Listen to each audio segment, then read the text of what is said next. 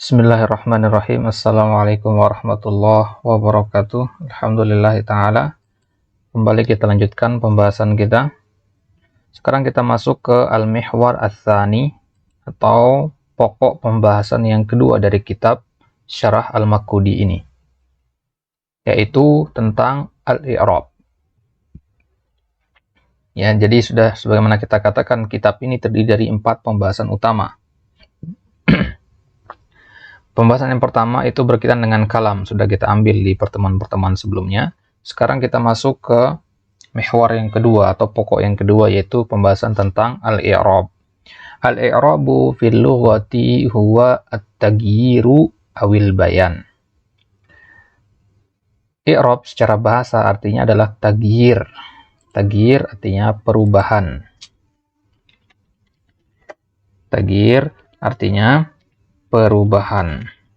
Awil bayan atau penjelasan. Maka sesuatu yang berubah-ubah itu dinamakan mu'rab. Sering kita dengar istilah isim mu'rab ya.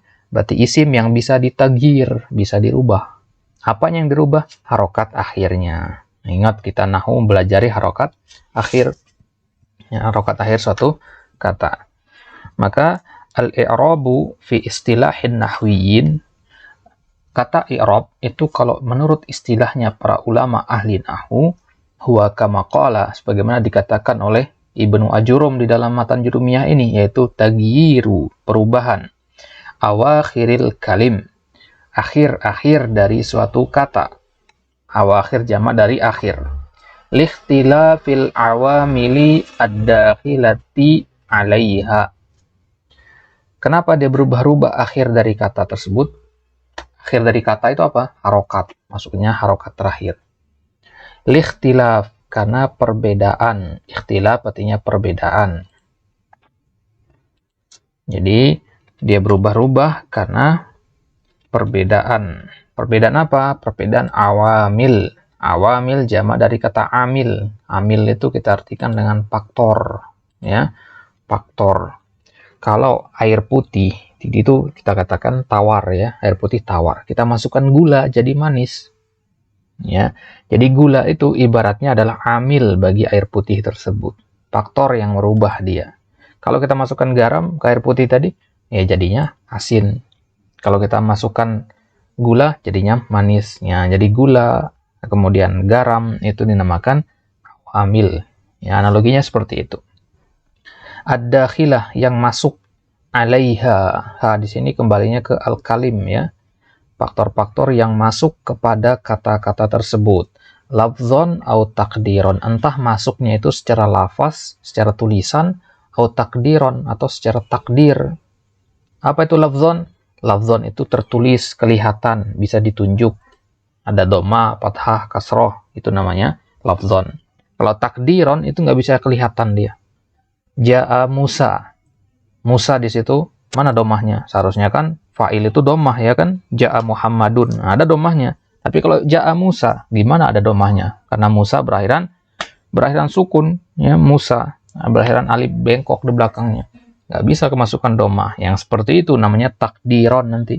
Nah, nanti perinciannya akan kita lihat di penjelasannya. Taib. Al-muradu bil kalim huna, yang dimaksud dengan kalim di sini, al-kalim adalah al-ismu wal fi'lul mudhari, isim dan fi'il mudhari. Kenapa isim dan fi'il mudhari? Mana fi'il madi dan fi'il amr? Karena fi'il madi dan fi'il amr tidak bisa di-i'rab. Itu isim mabni namanya ya. Fi'il madi itu mabni, fi'il amr itu mabni. Hanya fi'il mudhari saja yang bisa di-i'rab. Li'annal i'raba la yakunu illa fihima. Karena i'rab itu hanya berlaku di kedua ini saja, isim dan fi'il mudhari. Jadi ya, hanya fi'il mudhari dan isim saja yang bisa marfu, bisa mansub, bisa majrur atau majzum. Gitu ya. Jadi tidak ada istilahnya nanti fi'il madi marfu, fi'il amr majzum, nggak ada. Ya, yang bisa kita hukumi marfu, mansub, majzum itu hanya fi'il mudhari. Yang bisa kita hukumi marfu, mansub dan majrur itu hanya isim. Ya, taib. Kemudian tagyiru awakhiriha, apa yang dimaksud oleh Ibnu Ajurum dengan perubahan harokat akhir dari kata atau dari isim dan fi'il mudhari? Yaitu al-intiqal minar raf'i ilan nasbi. Al-intiqal artinya perpindahan. Ya, kalau kita sholat itu ada namanya takbir intiqal. Ya, takbir perpindahan dari satu gerakan kepada gerakan yang lain. Itu kan ada takbir-takbirnya tuh. Ya, dari ruku kepada i'tidal itu kan ada takbirnya. Itu namanya takbir intiqal atau takbir perpindahan. Jadi perubahan harokat akhir itu maksudnya perpindahan dari rofa kepada nasab, dari marfu kepada mansub. Rofa apa tandanya? Sebagaimana kita pelajari di dars sebelumnya. Nah, rofa itu tandanya dhammah. Berarti dari dhammah menjadi nasab. Apa tanda nasab? Tanda nasab adalah fathah. Berarti hukum asal suatu kata itu dalam bahasa Arab adalah rofa atau dhammah. Berarti isim dan fi'il mudhari kalau tidak ada faktor yang merubah harokatnya, dhammahkan saja. Ya, misalkan ketemu kata Muhammad di dalam kalimat. Ya, kita lihat sebelum kata Muhammad ini nggak ada sesuatu yang bisa merubah harokatnya, maka berarti Muhammad di situ harokatnya dhammah. Kita ketemu kata yadhabu di dalam kitab gundul ya, nggak ada harokatnya. Ini gimana bacanya nih, yazhabu, yadhaba apa yadhab ini? Bingung antum misalkan, maka lihat sebelum kata yadhabu tersebut ada kata yang bisa merubah harokatnya apa tidak, atau bahasa lainnya ada faktor apa tidak, ada amilnya apa tidak, ada an, lan, kai, ada lam, lamma, dan seterusnya. Kalau nggak ada hal-hal seperti itu, berarti dia kembali ke hukum asalnya yaitu marfu atau dhammah. Ya, jangan tiba-tiba antum baca yadhaba. Kalau antum baca yadhaba, antum harus sebutkan alasannya. Ya, antum harus sebutkan alasannya. Kalau antum ambil air di sungai, kemudian antum cicip air tersebut, ya, antum cicip air tersebut, apa rasa air tersebut? Tawar. Berarti asal rasa dari air itu adalah tawar. Dia tidak akan berubah menjadi manis atau menjadi asin kecuali ada faktor yang merubahnya. Kecuali ada sesuatu yang kita masukkan, campurkan ke dalam air tersebut.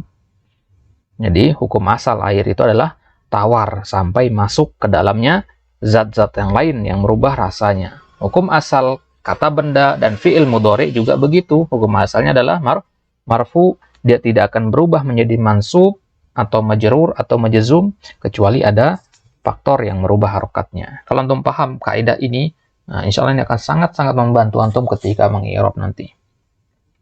Nah, jadi perubahan dari marfu menjadi mansub, dari mansub menjadi jar atau menjadi jazam. Contohnya qoma zaidun. Ya, qoma zaidun, Zaid berdiri. Ya, Zaid di sini sebagai pelaku, makanya dia marfu. Ya, Zaid marfu dengan kata qoma. Fa idza qulta darabtu zaidan, tadinya zaidun sekarang menjadi zaidan karena di kalimat ini zaidan sebagai, ya, kalau tadi zaidan sebagai pelaku, dan kaidahnya dalam bahasa Arab pelaku itu harus marfu. Di kalimat selanjutnya darabtu zaidan, dia bukan lagi pelaku di sini. Ya, tapi jadi korban di sini. Saya memukul Zaid, berarti Zaid menjadi korban. Maka Zaid di sini berubah dia, yang tadinya marfu sekarang menjadi mansub. Perubahan inilah yang dimaksud oleh Ibnu Ajurum dengan tagyiru awakhiriha atau tagyiru awakhirihima. Hima di sini kembali ke al-ismu wal fi'lul mudhari. Maka kata Zaidan alladzi kana marfu'an, yang tadinya marfu, soro mansuban, sekarang menjadi mansub bi darabtu karena kata darabtu. Faqad taghayyara min halir raf'i ila nasbi, maka sungguh dia telah berubah dari keadaan rafa menjadi keadaan nasab, dari marfu kepada mansub.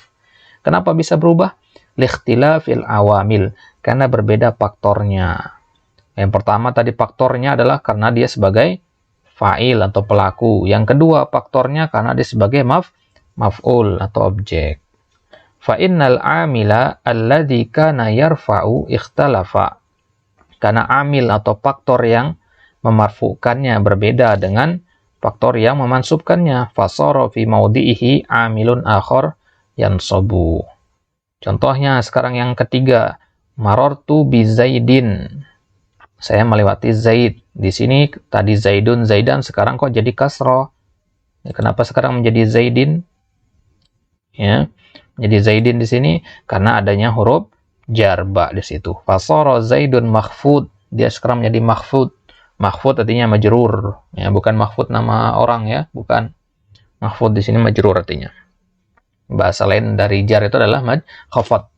Makhfudan bil ba, dia majrur dengan huruf ba, wa huwa amilun. Ba ini dinamakan amil, ya. Ghairu al amil al awal watsani. Yang ba ini amilnya, faktornya beda dengan yang sebelumnya dan seterusnya.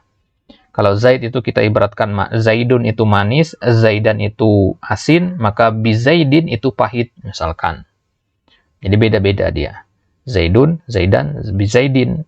Maka kalau kita mengatakan Zaidan atau Zaidin, harus tahu alasannya apa. Nggak mungkin air itu tiba-tiba menjadi manis, tiba-tiba menjadi pahit. Antum harus sebutkan alasannya. Yang tadinya tawar berubah menjadi manis dan pahit, sebutkan alasannya. Ya, kalau ada orang minum air sungai kemudian mengatakan, airnya pahit, maka kita katakan ke dia, apa alasan antum mengatakan air itu pahit? Karena hukum asal air adalah tawar. Begitu juga kalau ada orang baca kitab, tiba-tiba dia mengkasrohkan. Tiba-tiba dia baca kasroh. Muhammadin zahaba ilal masjid. Muhammad kata pertama yang dia baca, tapi dia kasrohkan. Maka kita harus tanyakan alasannya. Kenapa antum kasrohkan ya akhi? Apa alasannya? Ya, itu maksudnya. Kita cukupkan sampai di sini. Singkat-singkat saja ya. Insyaallah akan kita lanjutkan di kesempatan selanjutnya. Kita usahakan setiap pertemuan 10, maksimal ya 10, atau paling lama 15 menit ya. Insyaallah kita cukupkan sampai di sini. Wallahu taala alam bishawab. Kita lanjut di kesempatan selanjutnya. Subhanakallah bihamdik, asyhadu an la ilaha illa anta, astaghfiruka wa atubu ilaik. Assalamualaikum warahmatullahi wabarakatuh.